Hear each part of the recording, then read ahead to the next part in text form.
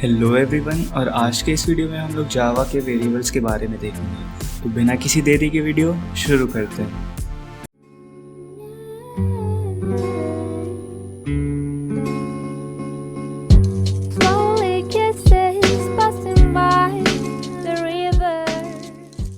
तो लास्ट जावा की जो वीडियो थी उसमें हम लोग ने कमेंटिंग के बारे में देखा था।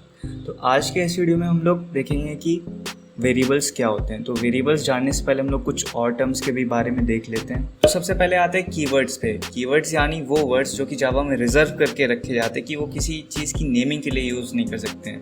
जावा में बहुत सारे ऐसे वर्ड्स हैं जो कि रिजर्व करके रख दिए गए हैं और उसके कुछ अलग ही फंक्शंस हैं और आप उससे किसी का भी नेम नहीं लिख सकते हो। जैसे आप यहाँ पे देख रहे हो public static void, public class, ये सब पर्पल में, ये सब रिजर्व वर्ड हैं और आप जो रिजर्व वर्ड है वो किसी चीज़ का नेम के लिए नहीं यूज़ कर सकते हो। जैसे यहाँ पे मैं हेलो की जगह यहाँ पे अगर पब्लिक लिख दूँ, मैं चाहूँ कि मेरा जो हेलो क्लास है उसका नाम पब्लिक हो जाए, वो नहीं होगा क्योंकि ये एक रिजर्व वर्ड है और यहाँ पे सिंटैक्स एरर आ जाएगी और जावा उसे एक्सेप्ट ही नहीं करेगा।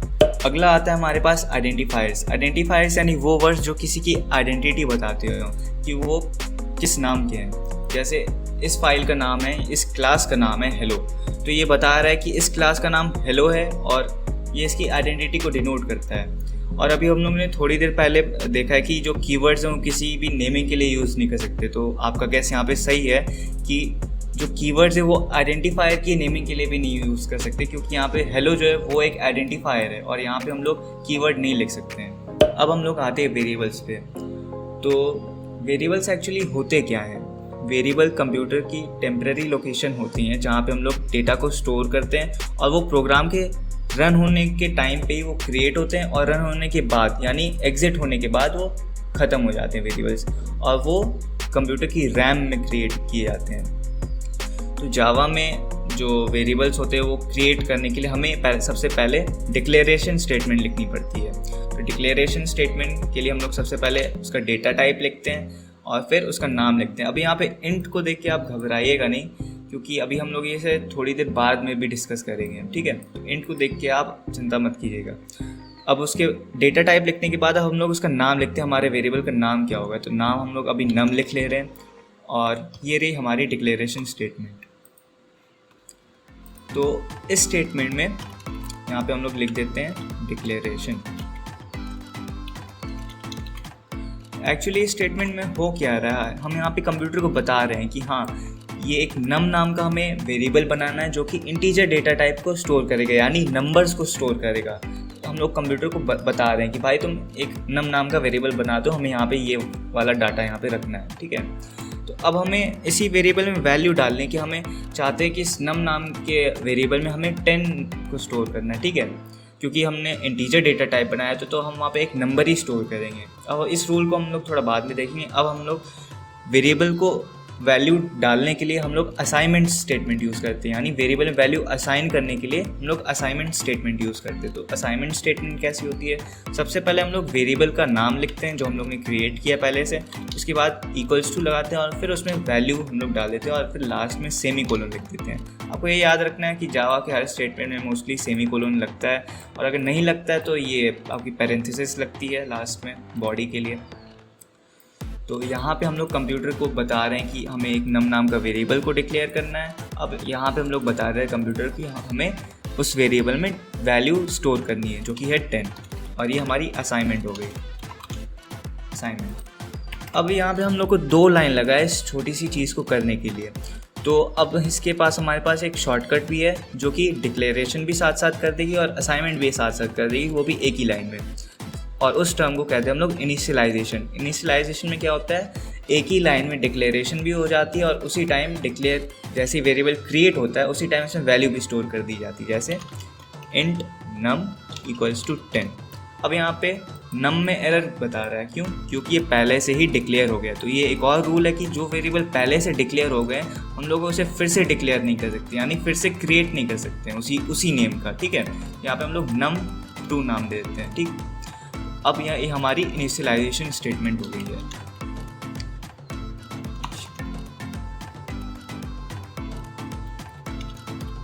ठीक है, अब हम लोग जो नेम यहाँ पे दिए num2, हम लोग ऐसे ही कुछ भी नाम नहीं दे सकते हैं। कुछ रूल्स हैं वेरिएबल की नेमिंग के लिए। जैसे हम लोग लोअर केस यूज़ कर सकते हैं, लोअर केस यानी छोटी ABCD, और अपर केस यूज़ कर सकते हैं यानी बड़ी ABCD। और सिर्फ 2 सिंबल अलाउ हैं। कौन कौन से? वो हैं अंडरस्कोर अलाउ है और एक $साइन अलाउ है, ठीक। और आप किसी भी वेरिएबल को स्टार्टिंग में नंबर नहीं लिख सकते, उसके लास्ट में या बीच में कहीं भी नंबर लिख सकते हो, लेकिन स्टार्टिंग में अगर नंबर लिख देंगे तो एरर आ जाएगा। देखो यहाँ पे रेड हो गया है। आपको हमेशा नंबर किसी भी वेरिएबल के स्टार्टिंग में नहीं लिखना है, ठीक। तो यह रूल्स हो गए हमारे वेरिएबल की नेमिंग के लिए, वेरिएबल्स के नेमिंग या फिर आइडेंटिफायर्स की नेमिंग के लिए, ठीक है। अब आप यहाँ पे देख रहे होंगे कि मैंने यहाँ पे इंट लिखा है, ठीक है। अभी तक तो आप समझ ही गए होंगे कि इंट एक डेटा टाइप है। अब डेटा टाइप क्या है? डेटा टाइप यानी इस वेरिएबल का क्या टाइप है, वो कौन सी वैल्यू स्टोर करता है। यानी यहाँ पे हम लोग चाहते थे कि इस नम वेरिएबल में हम लोग 10 को स्टोर करें। अब 10 का टाइप क्या है? 10 एक नंबर है। अब नंबर में भी क्या है? इंटीजर है ना, क्योंकि 10 में कोई डेसिमल वैल्यू नहीं है, तो वो एक इंटीजर में काम। इंटीजर को स्टोर करने के लिए हमारे पास, अच्छा पहले हम लोग इसे प्रिंट करवा के देख लेते हैं कि हमारा जो वैल्यू आया है यही है या फिर नहीं। तो हम लोग प्रिंट करवाने के लिए पिछले वीडियोस में देखे थे, हम लोग system.out.println स्टेटमेंट लिखते हैं। तो अब यहाँ पे हम लोग num2_$, इसे हम लोग प्रिंट करा देंगे। इसमें हम लोग ने 10 डाला था, वो 10 आ गया। चलो, तो ये हमारा हो गया। अब इसे हम लोग कमेंट कर देते क्योंकि हमें फर्दर अभी चाहिए नहीं। और ये जो कोड है मैं आपको डिस्क्रिप्शन में दे दूँगा, आप वहाँ से जाके कॉपी कर सकते हैं, ठीक है। तो अब हम लोग देखते हैं, यहाँ पे हम लोग ने इंट लिखा था। इंट एक डेटा टाइप है। डेटा टाइप यानी जो भी वेरिएबल का टाइप बताता है, वेरिएबल या फिर वैल्यू का टाइप बताता है। अब यहाँ पे वैल्यू क्या थी, वेरिएबल क्या थी, ये हम लोग देख लेते हैं। तो यहाँ पे वेरिएबल हमारा नम था और ये वैल्यू थी 10, ठीक है। और इसे हम लोग कांस्टेंट भी बोल सकते हैं, ठीक है, क्योंकि कांस्टेंट और इसकी वैल्यू कभी चेंज नहीं होगी, क्योंकि 10 हमेशा 10 रहता है। वेरिएबल जो हमारा नम है वो भले ही बाद में चेंज हो जाए। अगर हम लोग आगे दूसरी लाइन लिखें जैसे num = 20, तो ये 20 में चेंज हो जाएगा, इसकी वैल्यू 20 हो जाएगी। यानी इसकी वैल्यू वैरी कर रही है, ये चेंज होता रहेगा। लेकिन 10 पूरे प्रोग्राम में 10 ही बना रहेगा, 20 पूरे प्रोग्राम में 20 बना रहेगा, इसीलिए इसे कांस्टेंट भी बोलते हैं। तो अब आपने यहाँ पे देखा इंट जो है वो एक डेटा टाइप है। अब इंट यानी इसका फुल फॉर्म होता है इंटीजर। इंट आप रिलेट भी कर पा रहे होंगे। अब जो भी हम लोग डेटा टाइप्स के बारे में देखते हैं, हमारे पास मेनली तो बहुत सारे डेटा टाइप्स है जावा में, लेकिन कुछ मेन डेटा टाइप्स हैं जैसे कि इंट है, हमारे पास इंट है, फ्लोट है। फ्लोट यानी डेसिमल के लिए जो यूज़ करते हैं, जैसे फ्लोट हम लोग यूज़ करते हैं डेसिमल वैल्यूज़ के लिए, जिसमें पॉइंट होता है, 0.0 हो गई, 0.5 हो गई। और हमारे पास है एक कैर जो है हमारा कैरेक्टर्स को स्टोर करता है और सिंबल्स को, यानी ABCD EFGH जो छोटी ABCD और बड़ी ABCD यानी lower case, upper case, number, symbols, जितने भी सिंबल्स हैं और ये सब हैं, वो कैरेक्टर डेटा टाइप स्टोर करता है। अब हमारे पास एक और है बूलियन को हम लोग थोड़ा देर बाद में देखेंगे, अभी हम लोग इसी को ही लेके मानते हैं, ठीक है। इसके अलावा भी और डेटा टाइप्स हैं, ठीक है, वो हम लोग थोड़ी देर बाद में डिस्कस करेंगे। तो सबसे पहले हम लोग एक इंटीजर वेरिएबल का हम लोग एक इंटीजर डेटा टाइप का एक वेरिएबल बनाते हैं। यहाँ पे हम लोग लिखते हैं इंट num = 10 और इसे यहाँ पे प्रिंट करा देंगे num, ठीक है। तो ये हमारा इंटीजर डेटा टाइप है और इसे हम लोग यहाँ पे प्रिंट करा रहे हैं। ये आप लोग अभी ऊपर ही देखे थे। अब हम लोग फ्लोट डेटा टाइप का एक वेरिएबल बनाएंगे, तो उसके लिए हम लोग फ्लोट लिखेंगे, फिर numF दूसरा नाम देना वेरिएबल का क्योंकि वो पहले से मैच कर जाएगा, और इसमें हम लोग 20.0 दे देते हैं, ठीक है। और लास्ट में F लगाना है। F लगाना है या फिर नहीं लगाना है वो आपके ऊपर है। फिर सेमीकोलॉन्स F लगाना पड़ेगा, F लगाना पड़ेगा। system.out.println numF। अब जो आपकी फ्लोट वैल्यू रहती है उसमें डेसिमल वैल्यू भी रहती है और लास्ट में आपको F लगाना पड़ेगा। और ये एफ़ क्यों लगा है वो हम थोड़ी देर बाद में डिस्कस करेंगे, क्योंकि अभी आपके दिमाग में आ रहा होगा कि यहाँ पॉइंट लग गया तो पता ही चल गया कि ये फ्लोट वैल्यू फिर एफ़ क्यों लगाएं, वो थोड़ी देर बाद में बताएंगे। तो ये हमारी फ्लोट वैल्यू है। अब आते हैं हम लोग कैर पे। तो अब आप फॉर्मेट समझ रहे होंगे कि वेरिएबल को इनिशियलाइज करने का क्या फॉर्मेट है। सबसे पहले उसका डेटा टाइप, फिर उसका आइडेंटिफायर यानी वेरिएबल का नेम, फिर इक्वल्स टू, फिर उसकी वैल्यू, फिर सेमीकोलन। ये इनिशियलाइजेशन स्टेटमेंट का फॉर्मेट है। अब लोग कैरेक्टर डेटा टाइप का एक वेरिएबल बनाते हैं। कैर नाम दे देते हैं हम लोग सी, और उसमें वैल्यू हम लोग स्टोर करेंगे जैसे ए। और ये ए जो है आप डायरेक्टली नहीं स्टोर कर सकते हो, इसे आपको सिंगल इन्वर्टेड कॉमा में लगाना पड़ेगा, तब जाके एक कैरेक्टर डेटा टाइप बनेगा। आप इसे डबल कोट्स में भी नहीं डाल सकते, क्योंकि डबल कोट्स डालेंगे तो ये एक स्ट्रिंग बन जाएगा, और स्ट्रिंग्स के बारे में हम लोग बाद में डिस्कस करेंगे। वो भी बहुत एक इंटरेस्टिंग टॉपिक है जावा का, स्ट्रिंग्स। तो हम लोग इसे डायरेक्टली प्रिंट कर देते हैं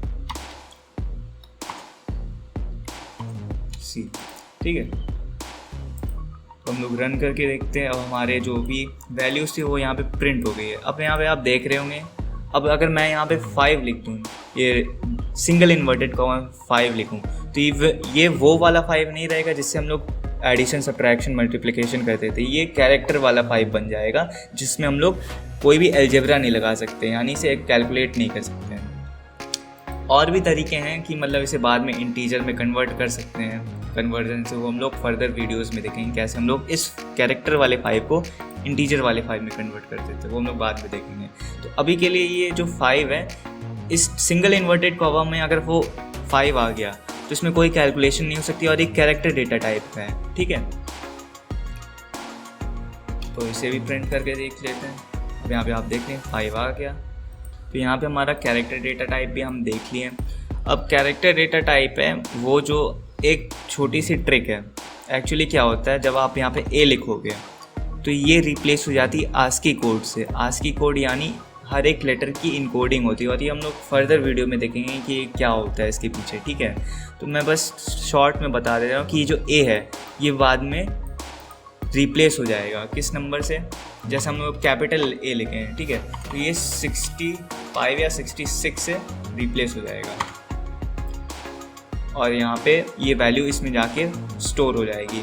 और फिर जब प्रिंटिंग के टाइम वो वैल्यू वापस से चेंज हो जाती है। जैसे अभी यहाँ पे ए लिखे हैं, ठीक है, तो ये ए है, यहाँ पे 65 में कन्वर्ट हुई, फिर वो सी में स्टोर हुई, और प्रिंट करते टाइम सी में वो जो 65 वैल्यू थी वो वापस से ए में कन्वर्ट होती है, और फिर वो यहाँ पे जाके हमारी प्रिंट होती है नीचे।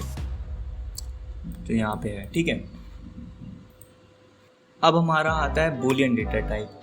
तो बूलियन डेटा टाइप यानी बूलियन डेटा टाइप में सिर्फ 2 ही वैल्यू स्टोर हो सकती हैं। जैसे बूलियन डेटा टाइप के लिए हम लोग यहाँ पे बूलियन लिखते हैं, और फिर हमारा बूल नाम दे देते हैं उसे, और इसमें 2 ही वैल्यू स्टोर हो सकती हैं, या तो ट्रू या तो फॉल्स, ठीक है। तो ट्रू यहाँ पे लिखे, और फिर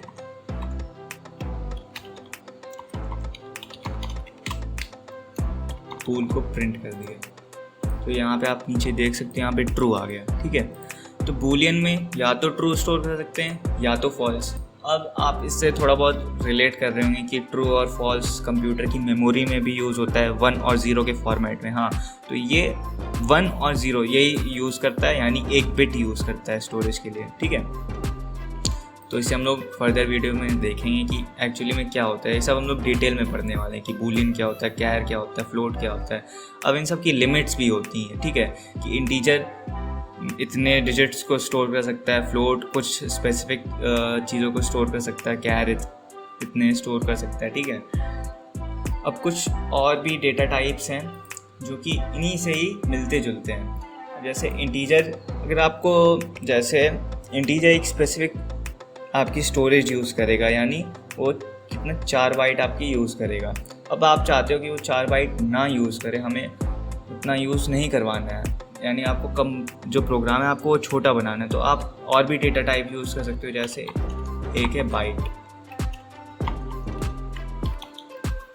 बाइट नम2 इक्वल्स टू 126, यानी 16 लिख देते हैं, दिस इज आउट 2, ठीक है। तो अब बाइट क्या है? बाइट यानी वो -128 से 128 तक की वैल्यूज जितनी भी रहती है वो स्टोर कर लेता है। अभी मैं अप्रॉक्सीमेट बोल रहा हूँ, लेकिन उसी के आसपास वो वैल्यूज़ को स्टोर कर लेता है। अब उसके बाद आता है आपका short data type, short num3 = 25।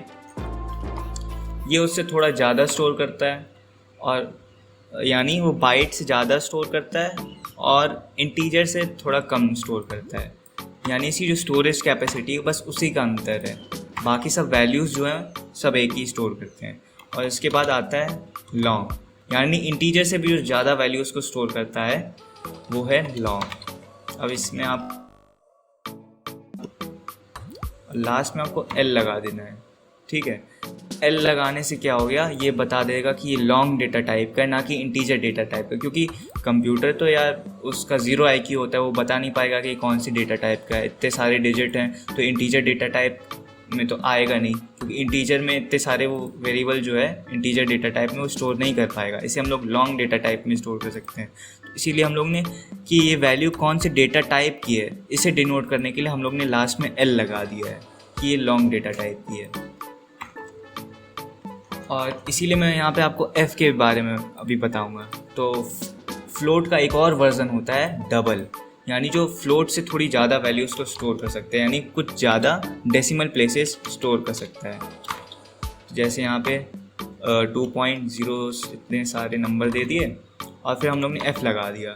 तो यहाँ पे आप और भी दे देते हैं नंबर्स।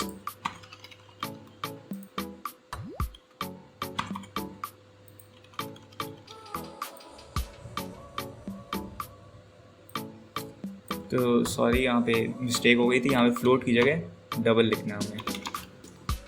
अब हम लोग ने यहाँ पे डबल लगा दिया है, और हम लोग ने लास्ट में जब भी हम लोग डबल का डेटा टाइप हम लोग स्टोर करेंगे तो हम लोग लास्ट में D लगाते हैं। जैसे अगर आप यहाँ पे F की जगह D लगा दोगे तो ये यहाँ पे रेड लाइन आ गई, क्योंकि ये डबल डेटा टाइप है जो कि फ्लोट में स्टोर नहीं सकता, क्योंकि इसकी वैल्यू ज़्यादा रहती है, ऐसा कंप्यूटर सोचता है। अभी तो है नहीं, लेकिन वो ज़्यादा रहती। तो हम लोग डायरेक्ट यहाँ पे F लगाते हैं लास्ट में। और जब डबल डेटा टाइप स्टोर करते हैं तो आप लास्ट में F भी लगा सकते हो, D भी लगा सकते हो, क्योंकि डबल डेटा टाइप के पास उतनी मतलब यानी आप खुद ही सोचो, जैसे कोई अगर बड़ा घर है उसमें छोटे घर के लोग भी रह सकते हैं, क्योंकि उसमें जगह बहुत सारी है। लेकिन वही छोटा घर है तो उसमें बड़े घर के लोग इतने सारे लोग रहते हैं, वो नहीं रह पाएंगे। वही यहाँ पे है, डबल के पास बहुत ज़्यादा स्पेस है, यानी उसमें फ्लोट भी आ सकते हैं, लेकिन फ्लोट के अंदर ज़रूरी नहीं सारी डबल वैल्यूज़ आ जाएँ। तो यहाँ पे हमारे पास बाइट हो गया, शॉर्ट हो गया, इंट हो गया, लॉन्ग हो गया, फ्लोट हो गया, डबल हो गया, कैरेक्टर हो गया और बूलियन हो गया। ये हमारी हैं प्रिमिटिव डेटा टाइप्स, यानी ये हमारी मेन डेटा टाइप्स हैं जो कि जावा में होती हैं। और एक और होती है non primitive data types. Non primitive data types यानी वो डेटा टाइप्स जो कि प्रिमिटिव डेटा टाइप से बनाए जाते हैं। यानी जैसे आपका डॉग एग्जाम्पल ले लेते हैं, तो डॉग में कितने लेटर हैं? DOG, यानी D एक कैरेक्टर डेटा टाइप है, O भी एक कैरेक्टर डेटा टाइप है, G भी एक कैरेक्टर डेटा टाइप है। DOG से मिल के बना है डॉग। तो D, O और G हो गए हमारे प्रिमिटिव डेटा टाइप, और पूरा का पूरा डॉग हो गया नॉन प्रिमिटिव डेटा टाइप। अब ये एग्जांपल था हमारा स्ट्रिंग का, तो अभी हम स्ट्रिंग को बाद में इंट्रोड्यूस करेंगे, बहुत इंटरेस्टिंग टॉपिक है। तो यहाँ पे जो primitive non primitive data type जो बन रहा है ना, DOG मतलब कैरेक्टर्स को मिला के वो स्ट्रिंग डेटा टाइप बनता है। और हमारे नॉन प्रिमिटिव डेटा टाइप के कुछ और एग्जांपल हैं, जैसे एरेज हो गए, स्ट्रिंग हो गए, और लिस्ट हो गई, एरे लिस्ट हो गई, और भी बहुत सारे मतलब नॉन प्रिमिटिव डेटा टाइप आप खुद से भी बना सकते हो। तो आज के लिए बस इतना ही। अगर आपको ये वीडियो अच्छी लगी तो प्लीज़ लाइक, शेयर और कमेंट कर दीजिएगा। अगर आप इस चैनल पर पहली बार आ रहे हैं तो सब्सक्राइब करके उस बेल आइकन को भी दबा दीजिए। मैं मिलता हूँ आपसे अगली वीडियो में, तब तक के लिए गुड बाय।